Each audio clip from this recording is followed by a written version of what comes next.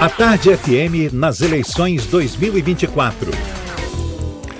Pois é, a Tarde FM dá sequência nesta segunda-feira à série de entrevistas com os candidatos à Prefeitura de Salvador. Entrevistas com o objetivo de oferecer aos nossos ouvintes, ao público eleitor, principalmente o que pensa, quais as propostas de cada candidato nessa reta final para as eleições de 2024. O tempo da entrevista é de 40 minutos. E a nossa convidada de hoje é a candidata Eslane Paixão, da Unidade Popular UP, e já está conosco. Seja muito bem-vinda. Bom dia, candidata. Tudo bem? Muito bom dia, Jefferson. Obrigada. Queria agradecer vocês aqui, a Laís, o Ernesto, os companheiros que estão aqui também trabalhando, que esse espaço para a gente é muito importante, ainda mais a Unidade Popular como um partido jovem, né? Queria agradecer mesmo o espaço, a Olga também, que permitiu, né, a nossa jornalista amiga trabalhadora aqui, esse intermédio para que a gente pudesse conceder essa entrevista. Olga Leiria. Maravilhosa. Nossa amiga desde a última eleição. Nossa querida fotógrafa. Com certeza, excelente. Maravilha. Deixa eu começar te perguntando, Eslane, você como representante. Aliás, essa nossa entrevista tem 40 minutos de duração e esse tempo começa a ser contado a partir de agora, tá certo? Okay. Você, como representante de um partido que não tem tanta expressão, você mesmo admite, é um partido novo, não é? Esse da Unidade Popular. Imagino que enfrenta desafios que vão desde a falta de recursos até essa invisibilidade midiática.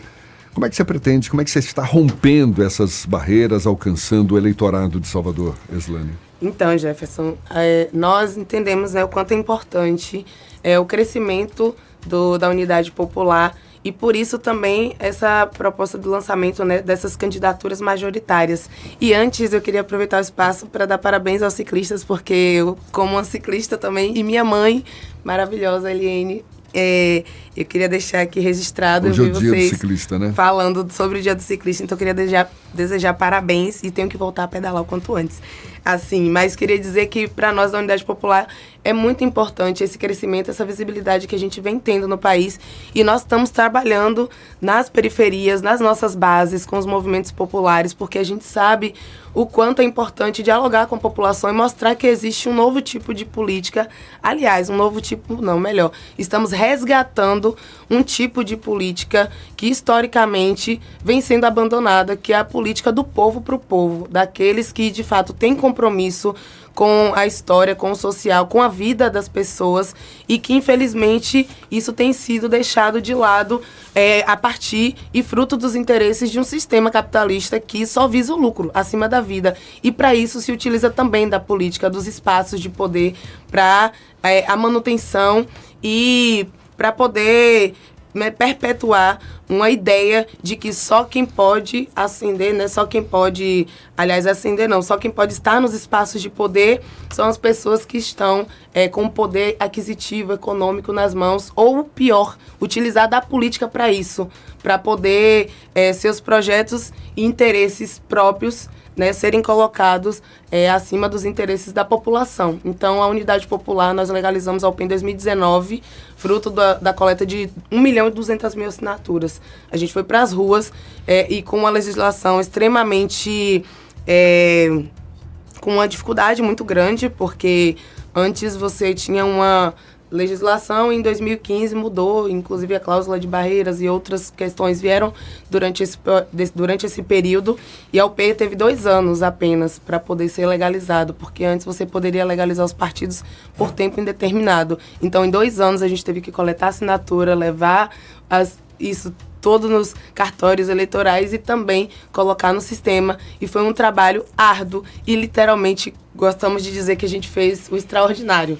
O quase impossível. Você está falando do resgate de um modelo de gestão do povo para o povo, um modelo que a gente não encontra agora, assim, no nosso dia a dia. Explica um pouco melhor como é que se daria isso na prática.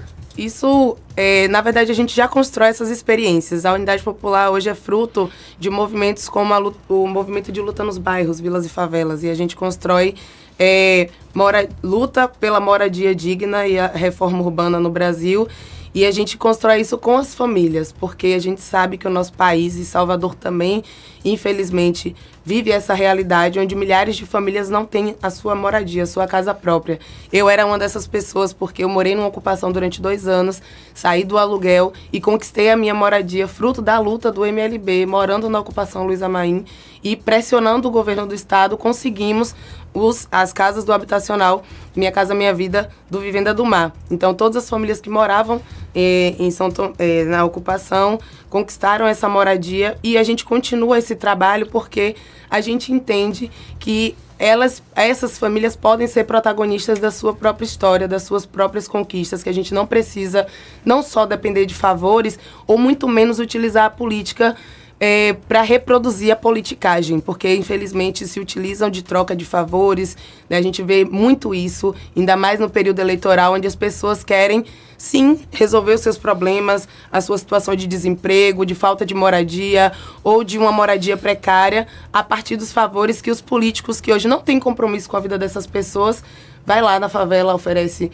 né, um saco de cimento, o bloco, ou qualquer outro favor, ou um emprego para as pessoas, infelizmente, apoiarem esses sujeitos que, quando chegam lá, viram as costas para a gente. Então, a partir dessa luta do MLB que eu falei aqui, mas da UJR, eu construí a União da Juventude de Rebelião, fui militante também do movimento de mulheres Olga Benário, e hoje o Olga, por exemplo, para denunciar a violência que existe contra as mulheres no nosso país, que é o 5º país no mundo que mais mata mulheres, né, a partir desses feminicídios que acontecem, nós construímos casas de referência da mulher. Aqui a gente tem um exemplo da Casa Preta Zeferina, que era uma escola da prefeitura que estava abandonada há mais de 10 anos, e nós ocupamos esse prédio e hoje estamos dando uma função social que é incrível, que é um trabalho de acolher essas mulheres vítimas de violência de maneira humanizada. E no primeiro dia da casa, em 2021, no dia 25 de novembro, nós resgatamos uma mulher que estava em cárcere privado, nessa mesma rua da ocupação. Ela estava sofrendo abusos do seu companheiro e, fruto desse trabalho das companheiras do Olga Benário, que fazem um trabalho voluntário, o que é melhor, e que foram lá e conseguiram mover toda uma estrutura que hoje, inclusive, o Estado tem, mas não faz. E aí tem outros movimentos, eu poderia falar aqui do MLC, do Movimento Luta de Classes, do próprio Movimento Estudantil, Movimento Correnteza e outros, né, que a gente constrói e que vai experimentando essas experiências de poder popular, que a gente costuma chamar. Você disse que já sentiu na pele o impacto dessas disparidades econômicas e sociais que Salvador vivencia, o fato de você já ter morado em ocupação. O que a candidata Eslane Paixão pensa sobre isso, exatamente essas desigualdades econômicas, sociais de Salvador? E quais são suas propostas para combater essas desigualdades, para melhorar a qualidade de vida da população, especialmente a mais vulnerável, Eslane? Olha, a gente propõe, inclusive no programa, né, Jefferson, da Unidade Popular, que uma das principais chagas da nossa cidade é a gente não ter um processo de reforma urbana. Na cidade de Salvador existem milhares de imóveis, terrenos e prédios abandonados. E quando a gente faz essa defesa, né, do combate à especulação imobiliária, é entendendo que enquanto existem prédios ociosos, enquanto existem espaços, não só do poder público, mas privado, né, espaços privados também, que não estão cumprindo função social, nós entendemos que é necessário o poder público intervir. E intervir em que sentido? Garantir que esses espaços sirvam para moradia digna, porque existem milhares de pessoas, né, como eu disse, assim como eu, que morava de aluguel e que querem sair dessa condição e que querem conseguir um emprego e que necessitam urgentemente que o Estado ele atue, não implantando mais violência nas periferias, como acontece hoje, tanto por parte do Estado como por parte da Prefeitura, mas nossa juventude, as mães trabalhadoras, os pais, precisam de creche nos bairros pobres, porque nos nossos bairros não tem creche pública, não tem postos de saúde, como é o caso do Uruguai, que não tem um posto para poder atender a demanda gigante das pessoas que não conseguem um especialista, porque retrasado mesmo, eu fiquei ano passado meses esperando um exame e eu não consegui na fila da regulação lá do Ramiro de Azevedo e tive que pagar por um exame caríssimo, né? Mais de R$500 a gente precisa pagar muitas vezes, ou então continua sentindo dor, ou fica ali no internamento e não consegue fazer um exame. É só de pirona e manda a gente para casa. E o povo está cansado disso. Estamos literalmente cansados. E a gente sabe que o poder público, a partir dos recursos, a partir da desafetação de terrenos, porque a gente vê, inclusive, saiu uma entrevista lá no Ben News que fala que a revista aponta que a CM como um dos beneficiários da desafetação dos terrenos, por exemplo. E aí, na maioria das minhas entrevistas, alguns repórteres perguntam, mas candidata, de onde você tiraria recursos para resolver toda essa demanda? A gente sabe que Salvador é uma cidade rica, e eu queria reafirmar aqui que a nossa cidade ela é extremamente rica, mas infelizmente não existe uma vontade política hoje de resolver esses problemas, essas chagas que existem na cidade, porque isso beneficia setores privados da saúde e dos planos de saúde que se beneficiam com as pessoas que não podem, né, não têm acesso a um serviço público, mas tem que se endividar, às vezes, para poder fazer um exame, para poder fazer qualquer procedimento. E a gente sabe que a população, ela toda e qualquer pessoa que hoje for perguntada se ela fosse prefeita de Salvador, o que é que ela faria? As pessoas colocam saúde, educação, infraestrutura, porque nossos bairros, quando chove, alaga, porque Salvador, inclusive, saiu uma pesquisa recente de que se chovesse em Salvador, o que choveu no Rio Grande do Sul, Jefferson e Ernesto, a gente estaria literalmente fadado a uma das maiores tragédias, assim, porque mais de 1 milhão de pessoas na nossa cidade, e eu sei que o meu bairro deve estar incluso nisso, mora em área de alagamento, em áreas de risco.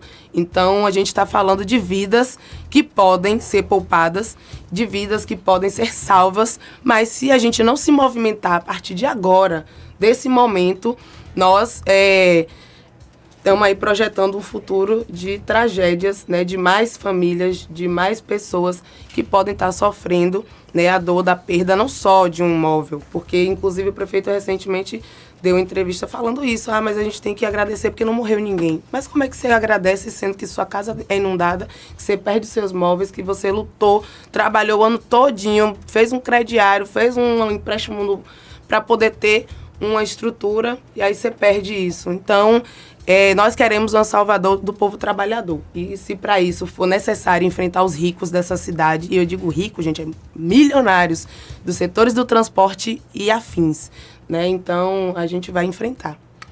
Slane, eu queria falar um pouquinho mais sobre o Unidário Popular, porque o ex-presidente tentou criar um partido, o Aliança Brasil, né? Estando no poder, com toda a retaguarda, evidentemente, de quem está no poder federal, na presidência da República, e não conseguiu. Como é que esses movimentos sociais conseguiram mais de 1 milhão de assinaturas e legalizar um partido ainda que ele não tem acesso a fundo partidário, fundo eleitoral, propaganda? Vocês vão ter o que? 8 segundos? Não temos tempo de TV. Não tem tempo de TV. Né? Como é que foi essa mobilização e de onde vem esse movimento? Esses movimentos, eles encontravam um abrigo em algum outro partido? Né? Não. Por que foi a opção de construir um partido novo e se apresentar como alternativa nestas eleições? A gente tem o Jornal A Verdade. Esse aqui foi um dos maiores instrumentos nesse nosso período. E a nossa tiragem, por exemplo, em São Paulo, que era de dezenas e centenas, hoje foi para casa dos 13 mil jornais por quinzena. A gente vende esse jornal nas fábricas, universidades, nas escolas, e dialogando com o povo e construindo matérias, falando sobre essas lutas que a gente falou aqui, que foi abandonada, inclusive, pela esquerda.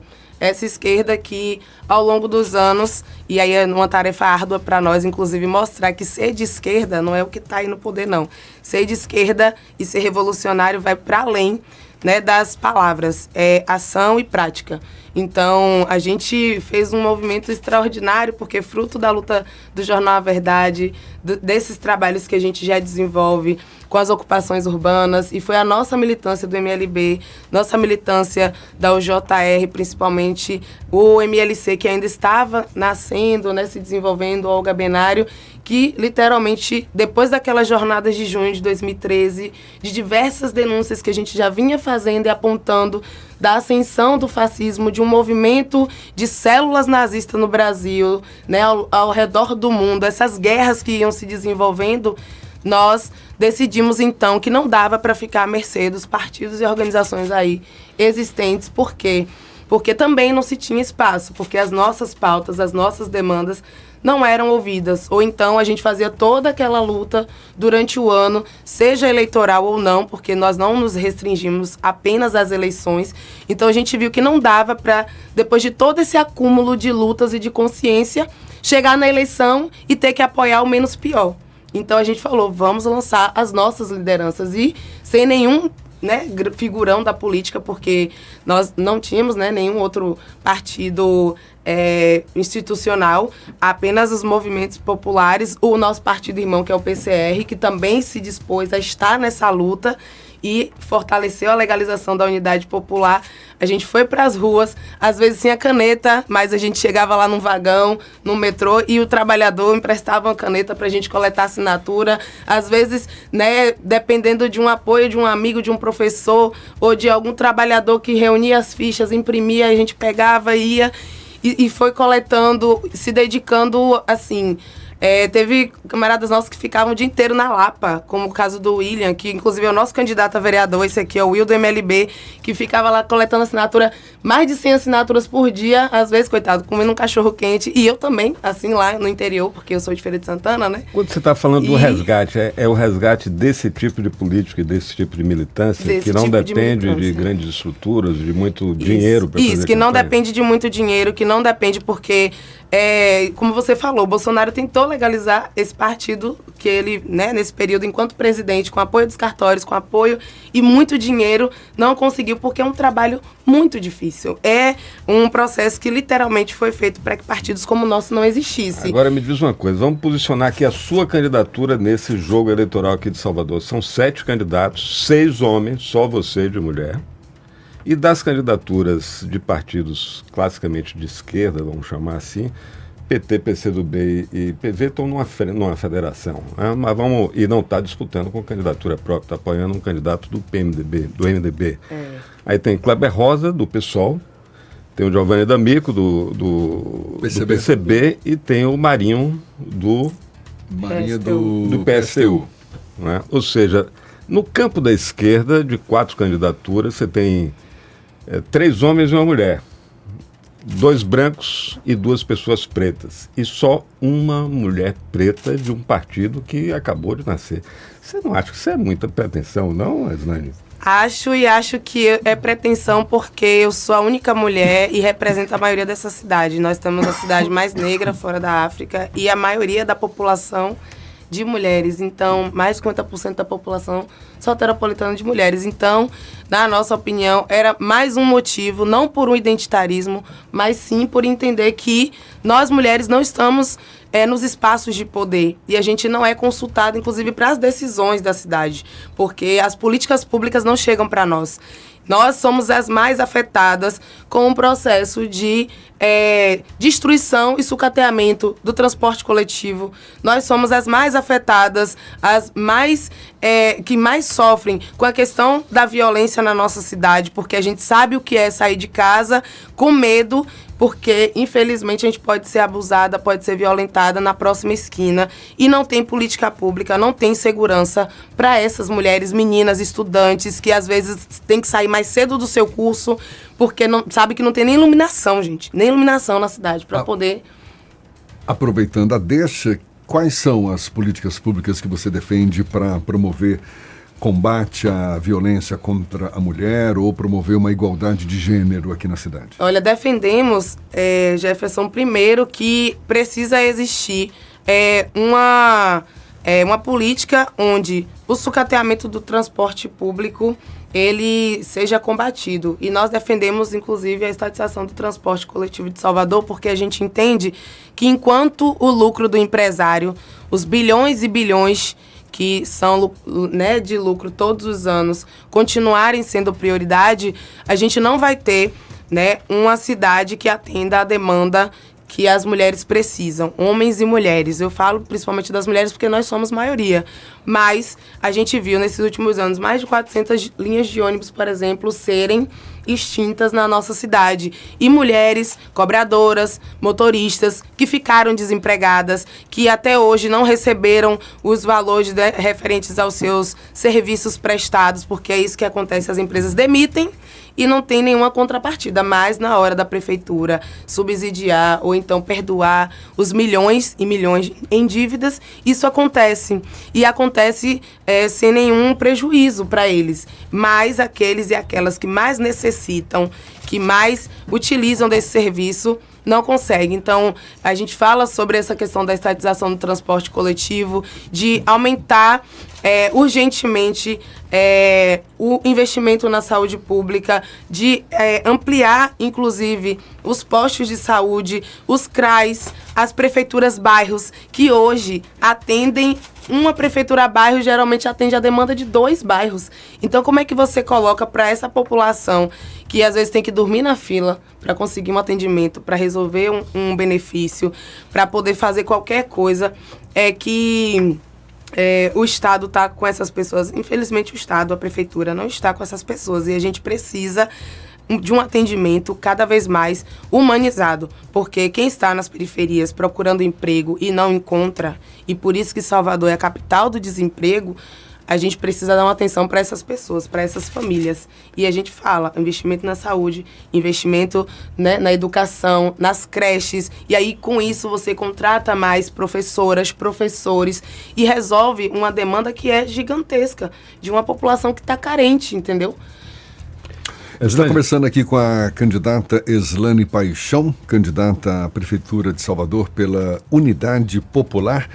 Levi Vasconcelos, que também está acompanhando essa nossa conversa, ele está online, quer fazer uma pergunta para você, Eslane. Vou pedir a gentileza de você colocar o fone de ouvido para poder ouvir a pergunta. Levi Vasconcelos, por favor, Levi, fique à vontade. A gente está sem o áudio do Levi, então, enquanto a gente retoma essa conexão, deixa eu aproveitar. A gente sabe que você certamente tem a juventude soteropolitana como uma das bandeiras de defesa, não é verdade? E, imagino eu, uma juventude que enfrenta aí desafios como desemprego, falta de oportunidades também. Quais seriam suas políticas para incentivar a inclusão dos jovens no mercado, enfim, atividades culturais, educacionais, para promover essa juventude, Eslane? Então, nós temos debatido, Jefferson, na construção do programa da Unidade Popular, a necessidade de invadir as periferias, mas não com violência, invadir as periferias com cultura, com esporte, com lazer, e nós entendemos o quanto é urgente dar atenção aos grupos que se organizam. Hoje a gente vê a nossa juventude fomentando espaços de batalhas, de rima, fomentando a cultura hip hop e várias outras dentro das periferias, uma forma inclusive de conscientizar a própria juventude, mas não existe incentivo do poder público para isso. O que existe inclusive é uma repressão em alguns momentos, em algumas situações, e com a militarização da guarda municipal a gente percebe o quanto isso é precário, né? O quanto isso é sentido por essa população, por essa juventude que já não consegue acessar os espaços de cultura e lazer da nossa cidade, e ainda quando se auto-organiza, se auto-mobiliza para poder fomentar esses espaços, ainda sofre perseguição. Então a gente entende que é muito importante valorizar e entender que não dá só para nos bairros ricos ou nas áreas mais nobres da cidade existir espaços de cinema, de teatro, de cultura e lazer, porque um dos debates que a gente fazia na ocupação Carlos Marighella era justamente isso. Ao lado estava o Fasano e do outro a nossa ocupação, né, de 290 famílias, e no meio o Glauber, que era um espaço, inclusive, onde as nossas crianças nunca tiveram acesso, e fruto de uma interlocução com o cinema, foi a primeira vez das crianças da ocupação Carlos Marighella em um cinema, né, em uma sessão. E isso, para nós, assim, é algo extraordinário, porque enquanto a nossa juventude nas periferias, né, nos bairros, infelizmente, não tem acesso a isso, ao básico. E eu sei porque eu também, a primeira vez que eu tive acesso a um cinema já foi da minha adolescência para cima, assim. Então, e ter isso negado para esse setor é algo muito cruel, porque a gente sabe o quanto a cultura, o quanto a educação ela é importante na nossa formação. Então a gente entende que quando o Estado ele se nega a proporcionar isso, é um projeto para a gente ter lá na frente jovens e adolescentes que infelizmente acabam sendo facilmente recrutados para a criminalidade e, infelizmente, tendo um futuro trágico. Então, por isso que a gente precisa e defende que a nossa prefeitura ela tenha esse compromisso com a valorização, não só no Corredor da Vitória, não só na Barra, não só na Graça, mas nas periferias, no subúrbio de Salvador. A gente precisa fomentar esse debate e investir, principalmente, porque enquanto você não investe, a gente vê uma prefeitura que ao longo dos anos fechou escolas. Então não dá para você fazer um debate responsável com, inclusive, essa juventude que está aí sofrendo nas periferias, que não tem acesso a um primeiro emprego ou qualquer outra questão. Não dá para você falar disso enquanto você fecha escolas e a gente vê presídios e mais presídios sendo construídos. Então a gente precisa, sim, ir na raiz do problema. E já que é um projeto a destruição da educação, já que é um projeto a gente não ter pessoas que tenham uma educação de qualidade e que possam questionar, inclusive um processo eleitoral como esse, que não sejam facilmente manipuladas, nós seremos a prefeitura que vai garantir para esse povo uma educação emancipadora, não essa educação que a gente tem que, hegemonicamente, não oferece um senso crítico para a nossa população. Levi Vasconcelos já está conosco. Vou pedir para a Eslane, por favor, que coloque o fone de ouvido. Levi, por favor, faça a sua pergunta. Eslane, em primeiro lugar, bom dia. Você tem dito e repete sempre, que 54% da população de Salvador é de mulheres e 80% de negros. Você foi candidata a vereadora em 2020 e só teve 371 votos. Você acha que esse processo que você está envolvido, essa candidatura a prefeito, isso é uma construção? Se é que o é, qual é o tipo de... Em quanto tempo você espera uma resposta satisfatória? Então, Levi, obrigado pela sua pergunta. E é muito importante essa construção para a gente da Unidade Popular, porque, como você bem disse, foram 371 votos na eleição para vereador, em uma pandemia, sem tempo de TV, e sem tempo a rádio, sem um fundo partidário, mas com um fundo eleitoral ínfimo e com uma militância que foi para a rua e que fez um trabalho extraordinário. E na última eleição, saltamos de 300 para 3.000, mais de 400 votos, quase 3.500 votos, também enfrentando todas essas barreiras, e tivemos uma votação em todas as zonas eleitorais da nossa cidade e em vários lugares do estado, onde a gente nem sequer pisou os pés. E então isso mostra que as pessoas querem uma mudança, elas querem uma transformação, elas só não tiveram ainda acesso a isso. E eu estou aqui, inclusive, colocando meu nome à disposição e aproveitando desse espaço que antes a gente não tinha e não teria se eu fosse uma candidata a vereadora, por exemplo, para poder apresentar esse programa revolucionário para mais pessoas e que mesmo durante esse processo, a gente cresce o nosso partido, cresce as lutas populares e dá uma perspectiva para as pessoas, porque para nós isso é o mais importante. Nós queremos uma votação, sim, queremos ser eleitos, sim, eu estou aqui para isso, mas para nós é muito importante que a Unidade Popular se consolide como esse partido de luta e que não traia a classe trabalhadora, principalmente porque o povo está cansado de ser traído, essa é a verdade, eu acredito que você também acredita. Então, enquanto prefeita dessa cidade, a gente espera que a população construa junto, porque a gente não quer... a gente não tem uma receita de bolo ou uma bula. A gente está querendo construir, de fato, coletivamente, porque a gente sabe que o povo sabe o que ele precisa. A gente não quer simplesmente chegar aqui e dizer, não, tome, é isso e acabou. Aí a gente quer construir. Então, essa pergunta ela é muito importante, e mais ainda porque eu tenho defendido meu nome nos debates eleitorais. Então, eu quero saber quem é que tem medo das mulheres no debate. Por isso que toda entrevista eu digo, me chamem, porque eu estarei lá, ao contrário de alguns candidatos que fogem do debate, né? Levi, mais uma pergunta? Não, estou satisfeito.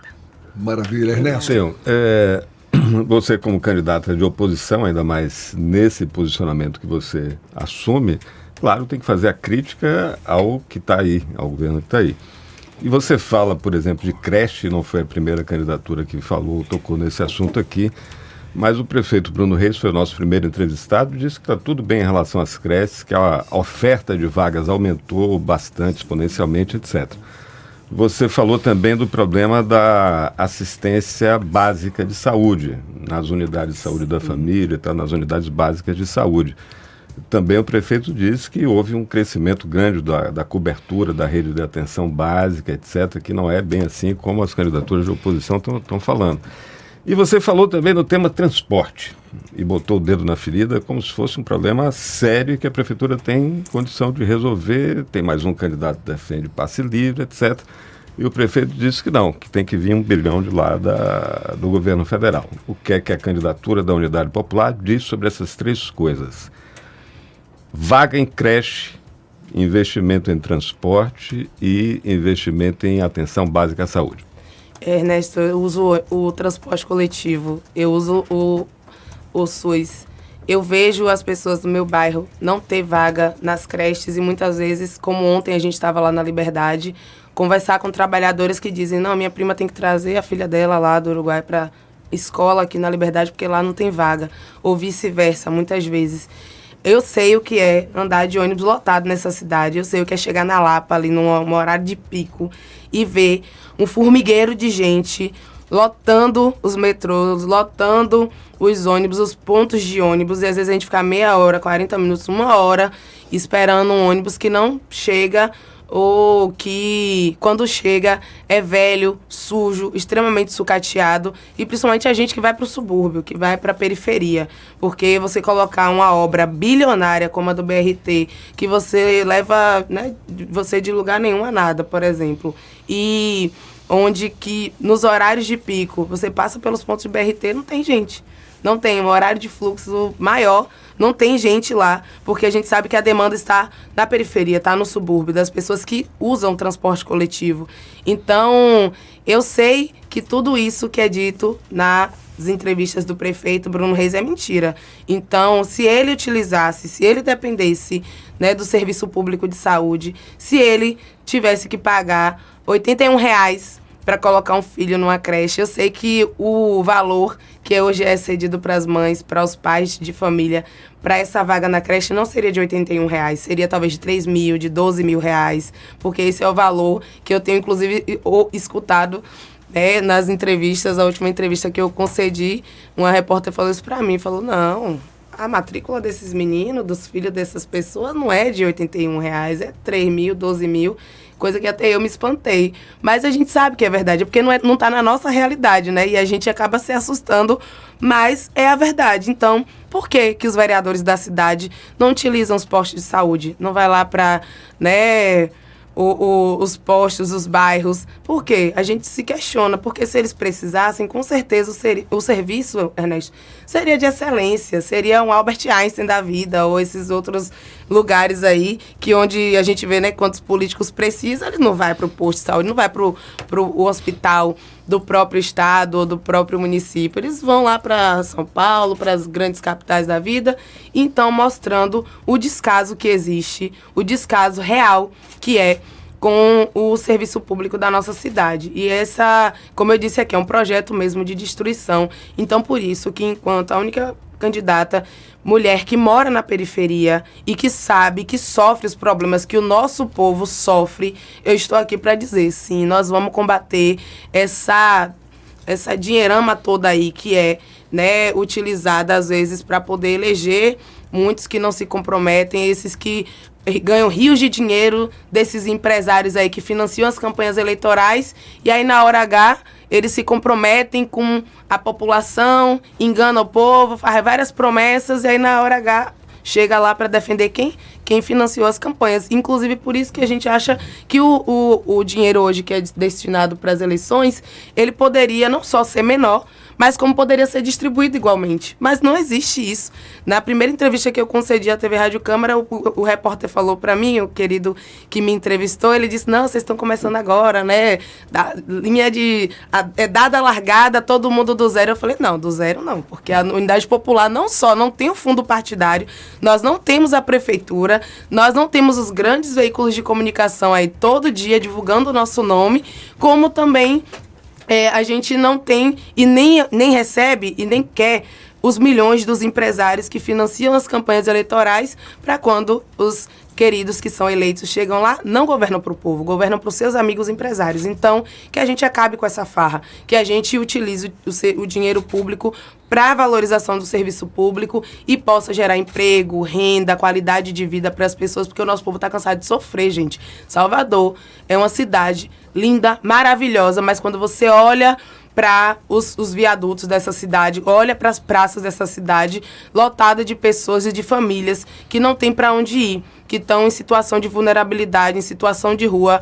A população de rua só cresce na nossa cidade, então isso precisa de uma atenção urgente. Salvador é a capital da desnutrição infantil, então pense aí, Bruno Reis, você saber que tem crianças hoje na nossa cidade passando fome, passando necessidade e nada é feito. Eu queria fazer esse chamado, entendeu? Para a população que está nos ouvindo, os nossos queridos ouvintes agora, que estão, né, tendo essa chance, essa oportunidade, né, de ouvir esse programa, que pesquisem, que façam a nossa campanha, vão para as ruas, assim como a minha família, nossos amigos, nossos queridos companheiros e companheiras que estão nos bairros, que falam, eu vou não só votar em você, mas vou fazer campanha para você, e que não precisa de dinheiro, não precisa receber 50, 100 reais para balançar uma bandeira, que vai com gosto, como a gente tem feito. Isso não tem dinheiro que pague. É isso que a gente quer resgatar, entendeu? Estamos aqui conversando com a Eslane Paixão, candidata da Unidade Popular, candidata à Prefeitura de Salvador. Temos praticamente 5 minutos ainda de conversa. Deixa eu te perguntar, Eslane, qual a tua opinião sobre o papel do turismo na economia de Salvador, uma das principais forças da economia soteropolitana, e como é que você pretende conciliar o desenvolvimento econômico desse setor com a preservação da cultura, enfim, do patrimônio artístico e cultural nosso? Então, Jefferson, para nós, assim, o turismo na nossa cidade, ele poderia ser muito melhor aproveitado, inclusive avançando nessas pautas que eu coloquei aqui. Se existisse, por exemplo, uma mobilidade urbana maior nessa cidade, a gente teria a própria população soteropolitana acessando os espaços de cultura e lazer e acessando a cidade, porque hoje, por exemplo, se você quiser ir lá para um dos lugares mais lindos dessa cidade, que eu acho, que é São Tomé de Paripe. São Tomé, que foi onde eu conquistei a minha casa, um paraíso. A pessoa tem que sofrer 2, 3 horas no ônibus para poder chegar lá. Porque era isso que essa nossa rotina. Você pega um ônibus, Lambuzu na Lapa, meu irmão, se chover, é pronto, é 3 horas certo, ali na suburbana, sofrendo para poder chegar naquele paraíso.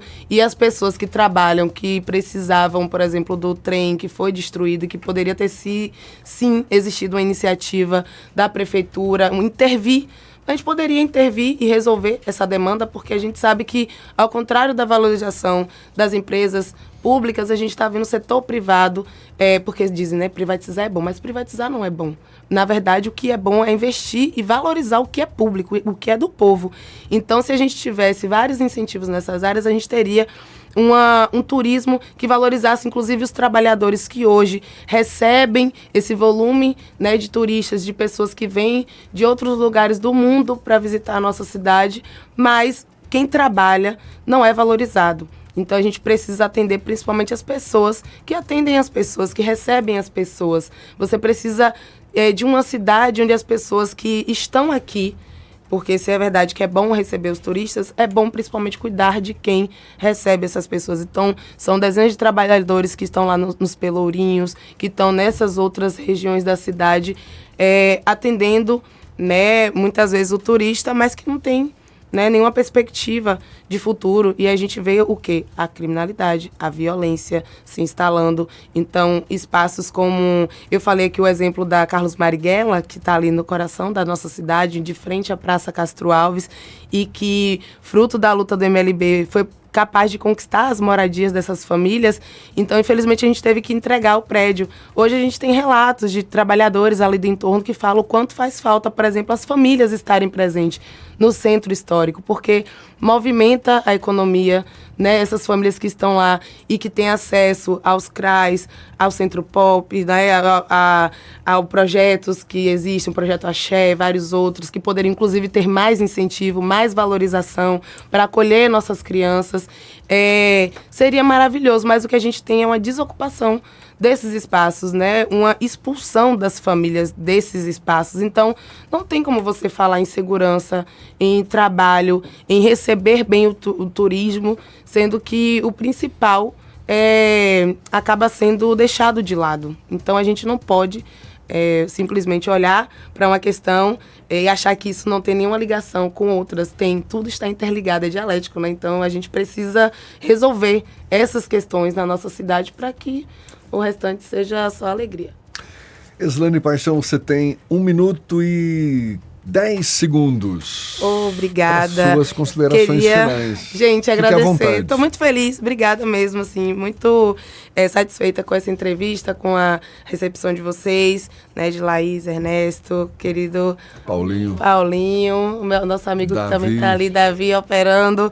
E eu queria chamar todo mundo para conhecer a Unidade Popular e se filiar no nosso partido, porque a gente tem crescido, nossos núcleos de luta, esse trabalho que é construído de maneira voluntária, gente. Então, tem hoje trabalhadores, não só das universidades, escola, mas nos bairros pobres, nossos companheiros ambulantes, nossas juventude, que hoje está, inclusive, enfrentando um processo eleitoral lá na UFBA. Então, eu queria mandar um abraço para essa nossa juventude aguerrida, que está aí na Chapa 2, na oposição do DCE da UFBA, que já constrói essa luta no dia a dia com a gente, a nossa militância da Unidade Popular, e que quer retomar tudo isso que eu falei aqui para a gente ter uma cidade, uma Salvador, um estado da Bahia e um país, de fato, do povo. Então, quero participar dos debates eleitorais e deixo aqui mais uma vez, né, bem explícito isso, para que a grande imprensa, a grande mídia dê esse espaço para a gente. Obrigada. Eslane Paixão, candidata à Prefeitura de Salvador pela Unidade Popular, muito obrigado também pela sua disponibilidade, pela atenção dada aos nossos ouvintes. Essa entrevista vai estar disponível logo mais nos nossos canais pelas redes sociais, também pelo atardefm.com.br. E amanhã a gente encerra essa série de entrevistas com os prefeituráveis de Salvador, conversando com Silvano Alves, que é candidato à prefeitura pelo PCO, Partido da Causa Operária. Amanhã, portanto, Silvano Alves conversando conosco aqui no Issa Bahia, encerrando essa série de entrevistas. Eslane, muito obrigado mais uma vez, abraço para você, bom dia, 8h45 agora.